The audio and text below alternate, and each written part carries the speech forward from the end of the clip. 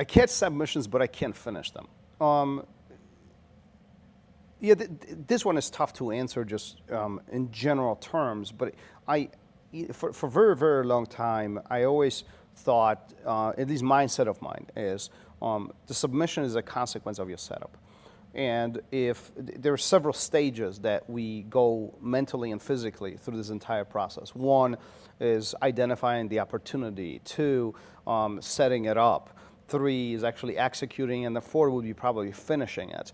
And we find ourselves only in one of those stages at a time, and we have to progressively switch between stage to stage to stage as we are improving our position towards that submission that we desire. But no matter how we slice this, the submission, the end result, it is a result of what we've done prior to that.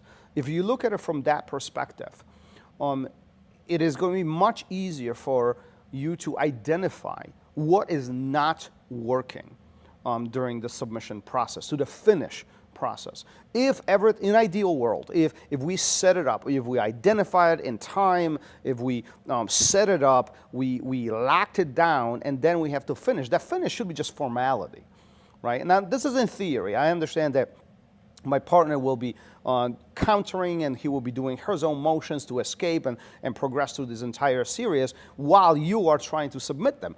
But in ideal world, if we look at it from the perspective of, if I set this up where my partner has no counters and he has no opportunity to escape, the submission should be available right there. Right? And that's something that we should aim for, these ideal setups. And what I mean by this is really understand how submissions work, really understand what is necessary for you to execute and finish that submission. You also understand what your partner will be doing, how will they be defending that submission. That way you can counter what they are trying to do and improve the control points for you. As a result, allowing your submission to be finished much easier. So there's a lot of moving parts in all of this, but from a general perspective, if you find yourself in a spot where you see an opportunity, you move on through the process of setting it up, and at the end, somehow your partner is able to escape, and this happens on a regular basis. I'm talking about something that continuously repeats. I think we should be asking ourselves a question.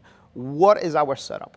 It's not the finish that's wrong. I think we need to be asking ourselves at this point, what am I doing during my setup process that I'm allowing my partner to continuously escape or continuously protect themselves in these compromised positions? And I think if we find these loopholes in our system, then by removing them, we are going to increase the success, increase the control, and ultimately put our partner in these ultimately compromised positions without much of escape and succeeding with our submissions. Now, listen, all of this, I'm talking about ideal world here, right? I mean, it's not all unicorns and rainbows all the time, and we do have to go through motions and counter our partners multiple times, and sometimes our partner is better than us, sometimes they are stronger or faster than us, and we don't succeed all the time. Don't take me wrong on that.